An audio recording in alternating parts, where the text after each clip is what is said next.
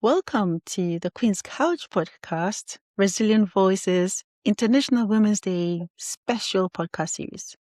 So today we're joined by someone whose journey powerfully reminds us that our beginnings do not define our endings. Agnes, a PhD researcher in chemical engineering, has risen from profound adversity to academic excellence, guided by resilience, faith, and courage. Her story is a testament to the strength of the human spirit. Agnes, we're deeply honored to have you with us today. Thank you very much. I'm equally excited to be here. Awesome. And we're equally delighted to have you here. Your journey from roofless night to a PhD scholarship is extraordinary. Can you share a moment from your childhood that planted the seed of hope within you? Okay, my journey, just like you said, it's been a journey from adversity to where I am as a PhD researcher today, benefiting from a fully funded scholarship awarded to me by the Petroleum Technology Development Fund, Nigeria. My childhood was not a very exciting one. It was, I grew up from poverty, intense poverty, I would say, uh, to the extent that there was a time there was no roof over my head as a baby. Wow. Yeah, there was no roof over the head where we were living. It was I, my younger sister.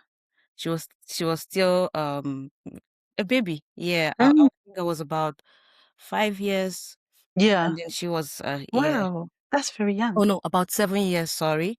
And she was a baby at the time. And then I have a brother who is autistic, yeah.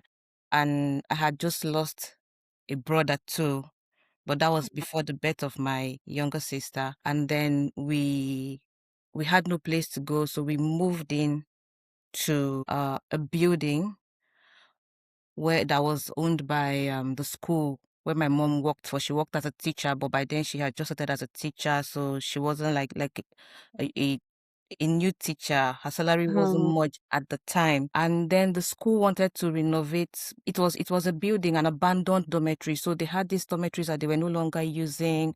And people used these dormitories as toilets because they were situated in the bushes, abandoned, like really in a very bad state, in between thick bushes and all of that. And then we were there. My mom was struggling. She did some farming in the bushes and all of that so we could feed. And why I'm trying to go back, I'm just trying to do a background so you just have an idea, just to have a quick yeah. picture. Yeah. I think that would be very helpful so you understand. When I say I'm under a PhD scholarship, it it makes more meaning when I give the background Absolutely. story. Yeah.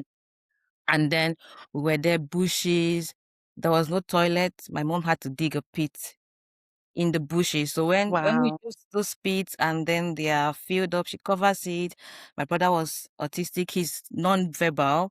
So my mom does everything for him, toilet, and in a society where autism is not really given attention to. Mm, Not like here where we have carers and all of that. My mom, she wrote several times to the authorities of the land yeah. Oh asking dear. for support, but the letters were always thrown away. So nobody paid much attention to her. And then back to the story about that building. Now the school, when we moved in there, everywhere was filled with excreta. My mom swept everywhere, cleaned everywhere, so we could just manage to put our heads there and then just survive daily. And then the school said they wanted to renovate that building. And my mom started pleading and like, please give me more time to find another place. Yeah. And one moment that whenever I remember, I shiver. There was a day I'm shivering now. there was a day they came because they would always come, Madam, what are you still doing here? And she would be begging, please, please, please give me time. It's just me and my children. There's no one to help me. She was really looking for a place. Didn't have the money to find a good place, so we're just looking for something manageable. And then my baby sister, because every time every time they came, we were always afraid. Even me too, I would be so Wow. afraid and all of that. We were always afraid as babies. Then there was this day, my baby sister went and held the leg of one of the men. She held him by the leg and was crying. Whenever I remember that, I start shivering. She was crying, and the man was like trying to shake her off his leg. And so when they saw that we were probably taking time, they took off the roof. That was why they took off the roof Yeah. for us to leave the place. Yeah, and from there it continued. We managed to leave, but to another bush like that. But yeah, that's just how it has been. But in spite of that, what one of the reasons why my mom has always been my role model in terms of courage is because I just can't imagine a woman going through that with a son who Yeah. is non-verbal, autistic, no help Yeah. from anywhere. She does everything for him, his personal care, in a society where we were big, people discriminated us. They said so many things like, oh, do you know what she has done? That's why she has this kind of child. That's what happens in the society I come from. Maybe she has offended. Yeah, and all of that. You know, the kind of things they say and all of that. People looked down on us. We're like to me, I felt like we're like the most looked down. But my mom, there was something she did back then. She always made sure that we went to the best schools. So Wow. everything, yeah. The little money she had, she would want us to go to the best schools. I remember when she enrolled me in at then Federal Government Girls College, Calabar. That was like one of the best schools where we went to. Her colleagues started whispering amongst themselves that you people should tell this woman to cut her coat according to her cloth. Why would she send her child to that kind of school? She would always tell me, we would not always be like this. It's in your hands. You can determine what happens in the future. She always told me Yeah. that. She would always tell me, we would not always, she would tell me, you would be a great person, but it depends on you. If you are determined, if you work hard and succeed in your education, we would not always remain in. And they should always tell me, always remember your brother, look at your brother. Yeah. So every time I think that whenever I thought of my brother, I'll be like, no, yeah. You have So to my push. mom always, she didn't, for me as a child, I was seeing, all I knew was, why are we going through this? I saw other people living better lives, but why were we living this way? But my mom wasn't saying that. She always saw beyond where we were. And because I was doing well in school, that for her was just all she needed. It gave her so much joy. She would encourage me. And another thing was because I just loved to write, I found solace in writing. So even up till now, writing has always been my place of solace. It started from that experience. So I would always write when I was sad to feel happy and all of that. So there was this librarian in the school where she taught who was really fond of me. So every time I would go to the library and he would allow me take as many books as I wanted to take, and I would read and read mostly prose by African writers, Yeah. Cheta, Flora and Wapa. And so it opened my eyes to, if these women could achieve this, and I looked at their backgrounds, most of them grew up in um Humble. yeah, in very humble backgrounds and all of that. And then now they had risen above the backgrounds, written books that were very inspiring. So as a child, I'll be like, okay, I want to be like these women. Wow. That was giving me so much hope. Yeah. Yeah, that gave me so much hope. I could be like these women. I also read books by Chinua Achebe, Yes.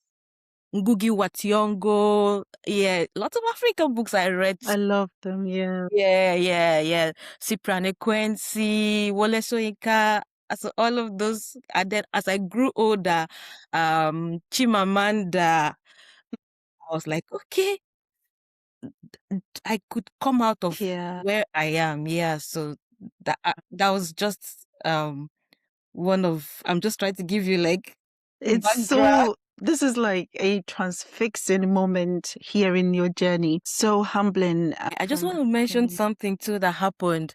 I remember one of those days, like I said, I told you it was were living like there were so many bushes all around those buildings. Yeah. Because those were places where, as a matter of fact, the paths we usually pass were called bush tracks.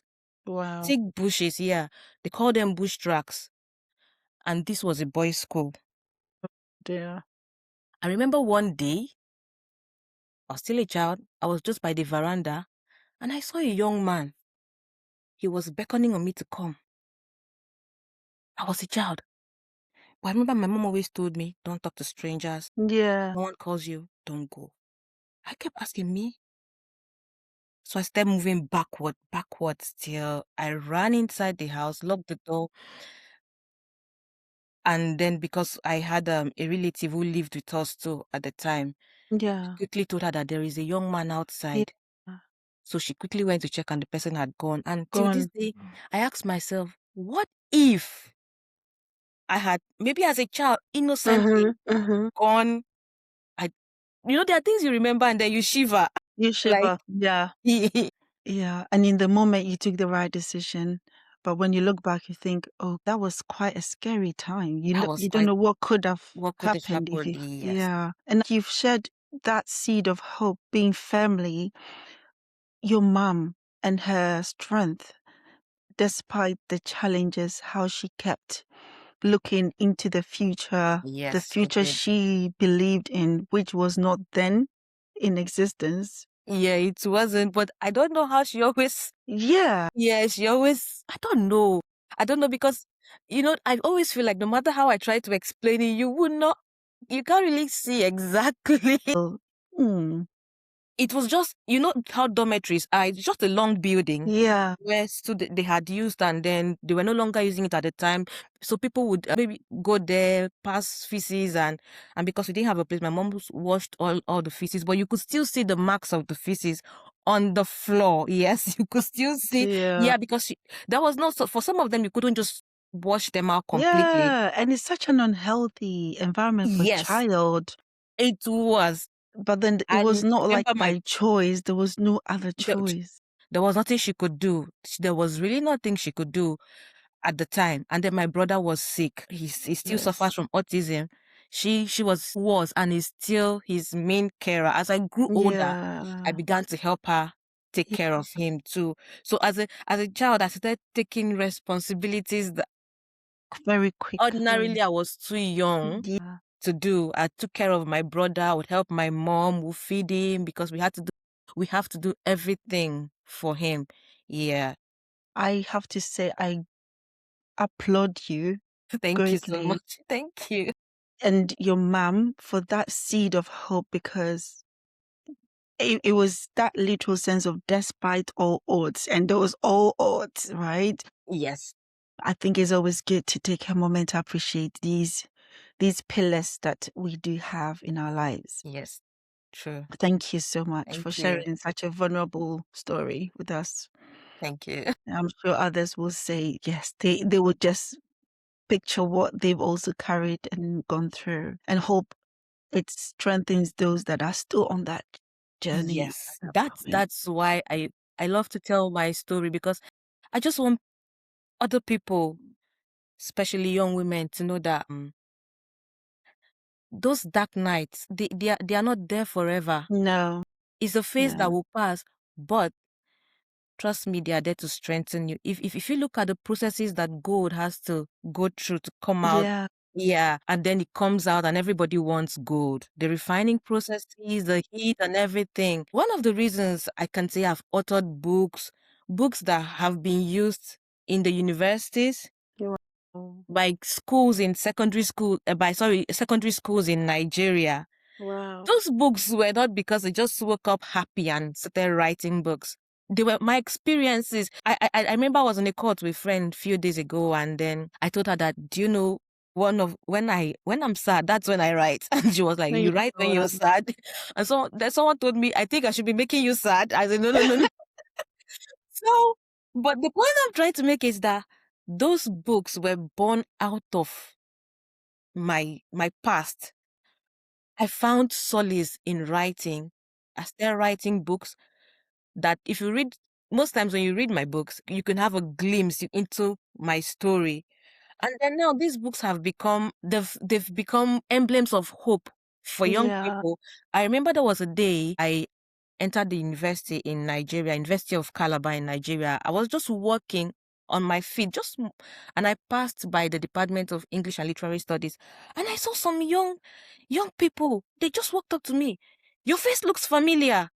I even have one of my books here with me. I didn't even know that. But this is one of my books, Beyond Our Tears, one of them.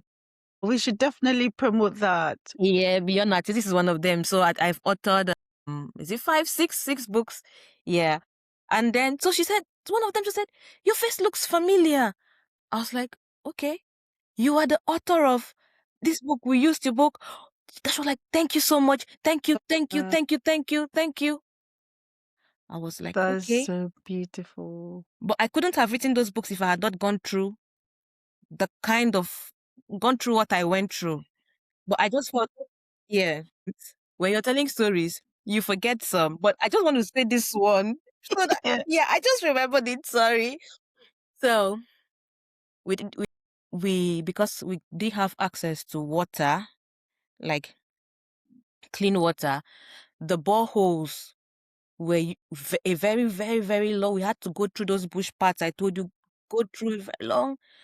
So I think when I was in secondary school, somewhere around just 1, just 2, there was this well in that school because when we moved to another building that the school was not using anymore from that dormitory.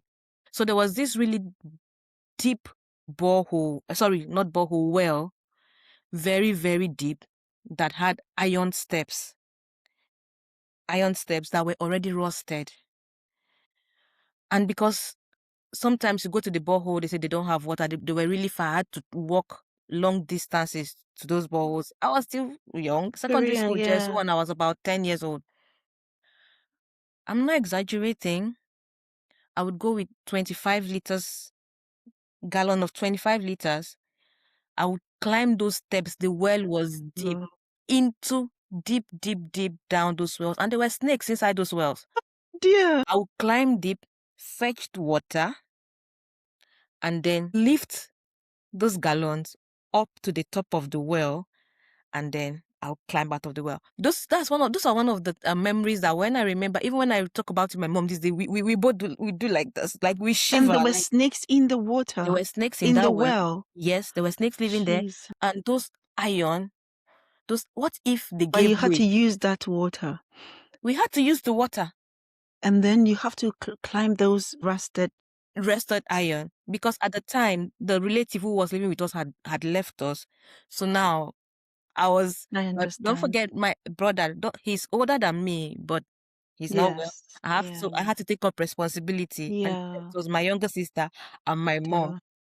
So that was, I'm just a little I snippet. hope our listeners realize these are the points where you actually start to remember gratitude, Yes, because you would think you're going through a challenge, and I don't dismiss anybody's challenge that they're going through at this point, but these moments as you share yours, I can't help but feel grateful for what I thought wasn't as great, because yeah, that's a very difficult journey to have to go through. it was. It was, but I'm grateful for the experience. I'm grateful that we're able to come out of it. Yeah, we were able to come out of it. My younger sister is now training to be a doctor. Wow. Yeah, so she's studying to be a doctor now. So when we look back at it, we're like, there was a day she sent me a picture, our childhood picture, and I sent it to someone else, and the person made a very annoying remark that you look like beggars. I say, oh, that gives you an idea of my childhood. The way my mom combined the clothes on us, you would know that these people were A lot suffering. of honor for your mother, because it takes a lot to come out of that kind of story and come out well, because Yeah. there's a lot of emotional, psychological impact of all of this. But yeah, it takes a lot of grace. And I'm just realizing we've spoken for nearly 20 minutes on just the first question. But I love the conversation, and I'm just grateful that we're having this opportunity to share with our beautiful audience. And Yeah. I know you've talked about your mom, and I send her all the flowers for the amazing I'll let woman her she know. is. Yeah. And with planning for Global Queens to do something special for mothers, so we will get your mom involved and give her flowers. Oh, that's so nice. Yeah. Thank you. Yeah. Thank And you've you. spoken about, her unwavering belief, your mom's unwavering belief in your dreams. How did her example shape your understanding of courage? Because of my mom, I understood that we would always face adversity, we would always face challenges. But the word determination, Mm, yes, your determination, your resolve to come out of it even stronger yeah. is what matters. So my mom, we lived in all of that. Of course, she wasn't happy about the situation. There were times I've seen my mom faint because of her BP. Yeah, yeah, yeah, yeah. I've watched her faint, and then I would be shouting, looking for help. Yes, I've seen all of that. I saw her at her weak moments. Yeah, but in all of that, it made me realize that we just have to understand the fact that this adversity would come, but you have to ask yourself two questions. Will I let Yeah. myself sink under the weight of challenges, or Mm-hmm. come out of these challenges and even come out stronger Yeah. than I was before? And for my mom, she would always tell us I would come out of it. We would be better. That was it. You're going to be great women. And then That's I beautiful. always said back that I want to be an engineer. And then, of course, my mom is my biggest fan. So she would always encourage me, yes, you can be an engineer, whatever engineering you want to do, you can be whatever you want to do. And then, because back then, the whole story writing thing was, they would give us essays in school to write, or maybe back then in school. I don't need to do it these days in schools anymore, where they tell you write a short story. Yeah. When I write the story, my mom would read the story and then she would ask me, did you really write this story? I'd be like, "Yeah." So my first story she read, title is No Smoke Without a Fire. She read it and told me that we have to keep this as a manuscript. Just keep it somewhere. This is someone that doesn't even have money. And she Mm-hmm. said me to keep a manuscript that someday is going to be published. Yes. Although I haven't published a book with that title yet, but she told me to keep that paper. And then in school, my English teacher too was always encouraging me so much. So much. Whenever I write stories or essays or assignments, she was always very impressed. And that's why I am very big about role models, mentors. Mm-hmm. You never know what impact you could be making a lifetime impact in Yes. someone's life. So I had my mom at home encouraging me. But there are sometimes you could feel that it's just my mom. Of course, Yeah. my mom is going to be my biggest fan. But here is that someone else in school encouraging you. That takes it to a different level, isn't it? Exactly. Yeah. So that already, I had my mom, I had the teacher in school. So that already told me that, okay, I could do great things, even from where I was. From this background, I could do big things. I could do things that could impact the world. I could shake the world and then my mom was always big on this because of the society where we grew up, where female children, the way they look at female children. Yeah. My mom was always big on that. Do not listen to anyone telling you you're just a girl and all of that. That's what she would always say. Do not listen to that.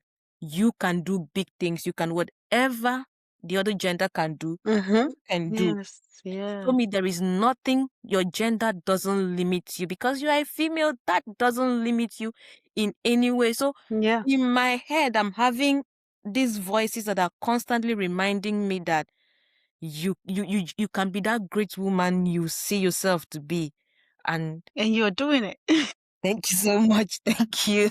I'm just so proud of you. Thank you. Really, and Thank you. it's just Yeah, wonderful. And your message reminds us that where we begin does not define where we end. it doesn't. Yeah, it doesn't. What would you say to someone currently in their darkest season? So for someone in the darkest season, that season isn't meant to weigh you down. It's meant to teach you. It's meant to bring out a better you, a Yeah. you that will one day inspire young people just the way I am inspiring young people. I always want someone to listen to my story and know that okay, if this person could go through this and come out this way, I can even be better, I could be greater, I can do bigger things. Yeah. Yeah. So even while I was in Nigeria, while I was lecturing, so I had students who were young people. My students were mostly young people, and I would always I'm just adding this story here. So they were young people. I was young too. I know initially they didn't even know I was a lecturer. So when they're like, this is our lecturer.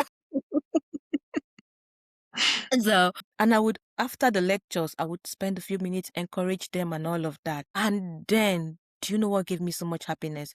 When they graduated, two of them graduated with first class, Blessing and Chisholm, they graduated with first class. And then they posted so many WhatsApp messages celebrating me, how I encouraged them. And that for me was, I didn't graduate with first class, but I had students who Mm-hmm. finished with first class Yeah. celebrating me like I was responsible for their Wow. first class. For me, that was just everything. Like, that was everything that I saw them. I had seen them at their low moments where they were one another. I kept telling them, keep pushing, you would come out of this, you would be, and they haven't gotten there. They are still Yes. transforming. Yeah. But so the point I'm trying to make is those challenges will come. This dark phase, it will come. But it's what you do at this period. If you allow it break you down, it wouldn't be nice. Just be determined, just keep being focused, and use my story as a reminder that that is not where your dark nights do not define you. You would come out better, stronger, and you will be able to shake the world. That's that for me. That's Wow. And then also, you've received the Most Transformed Life Award. So that it. should be an even more encouraging Yes, part yes, for the audience. yes.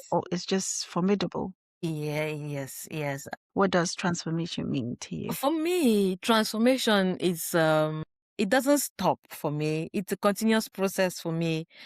Yeah, for me it's continuous. I still want to find ways of better reaching out to young people, especially young women. Because why I always say young women is because I'm a woman, and then I know the challenges I've faced. So it's easier for me to, I know what young women face. So I feel like I want to reach out better I want to reach out to a larger audience. I want more women to know that they can achieve their goals. Yes. A lot of young women are going through so many things, especially in different societies. We all grow up in different societies. And I've told you about my story, but I know that people even going through more nasty experience, having more that have had a more nasty experience than I did. Yeah, and discrimination, poverty, and all Yeah. of that. And the abuse and stuff. Abuse. Thank you very much. Thank you so much. Abuse. Yeah, I want to find ways to be able to reach out to this audience and make connect with them. Let them know that that shouldn't be your end. Absolutely. And the only way I can do that is by continuously learning, refining, going through refining processes, continue developing myself. That's why I say transformation is continuous. It doesn't just stop. You don't just get to a level and say, oh, I'm okay with that. No, the aim is you're trying to make an impact. You're trying to make the world a safer, easier place for where people can be happier, Yeah. can live their dreams, Yeah. can excel. That's it. I want young women to excel. I don't want young people to especially women. I always say women. I don't want them to live under some kind of Mm-hmm. shadows that have been Yeah. cast on them by society. No, sometimes I read things on the media and it saddens me a lot. And then I see the mindset. There was something my mom always used to say back then. She used to say, yeah, it's okay to say you want to be the president's wife, but you can also be the president. I love that. Yeah, so I just want young women to know that I am bold, I am strong, I'm beautiful the way I was made, and I can do big things. And the only way I can do that is by continuously developing myself, finding better ways to do this. So, what gives you the courage to continue rising, and how can others find that same courage in themselves? Okay, what gives me the courage to continue rising is knowing that someone else is looking up to me. Yeah, because I'm not just rising like to I'm not just rising because I just want to be or I've risen to this extent or out of pride or something like that. It's because I want someone else to look up to me and say, okay, if this person can get here, I can even Yes. better. Yeah. Yeah, I can be better. I can be greater. I can excel. Just like I talked about my students who finished with first class. And up till now, I'm always on them. Have you applied for this? Have you registered for this? Wow. You can do this. I keep telling them stories of people who finished with first class, and I tell them where they are right now. They know sometimes I tell myself, are you not too much? Just give them a little. Yeah, because for me, I'm seeing potentials. If Yes. I can get here, then you can go high. You can go as high as you want to be. It just depends on you. So that's why I say for me, it's I want others to be lifted. I don't want dreams to die. That's it for me. I don't want dreams to die. I don't want dreams to die under the shadow of because I'm a woman or because I grew up in or maybe I was abused and all Yeah. of this. No. I want people to be able to achieve their dreams. And that's why one of the easiest ways I've always done that has always been writing. Because for me, writing, and then I'm happy that I am having this. For me, this is a privilege, honestly, for me. And that's why I'm really grateful for this, Magdalene. It's a privilege to be able to share my story, to speak on it so people can hear whose life you may be touching with your story. Just like I said, my teacher would talk to me, and that had a lifelong impact on me for life. I always remember, I always went back to remembered what she said. And that's why I had that courage. And as well as my mom, for me, it's the reason I want to rise. So others can have the courage too to Yeah. rise. You can go way higher than no matter where your background, you can achieve whatever you want to achieve with determination and courage. You are so inspiring, Thank you, extremely Magdalene. inspiring from Thank you. that difficult childhood through the adversity.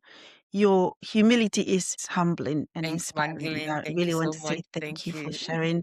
Thank you Thank for you. sharing your vulnerability, your story, but most importantly, your core values with us because it shines through again. Thank you. Your story is a powerful reminder that even in our most difficult seasons, hope can endure and Yes. purpose can emerge. Yes. Sure. So you've inspired us to believe in possibility beyond circumstance. So to our listeners, may this conversation remind you, as it has me, that your story is still unfolding. Thank you for joining us. Thank you. Please don't forget to like and subscribe to our Queen's Couch podcast. Until next time, see you soon. See you. Thank Bye. you. Bye.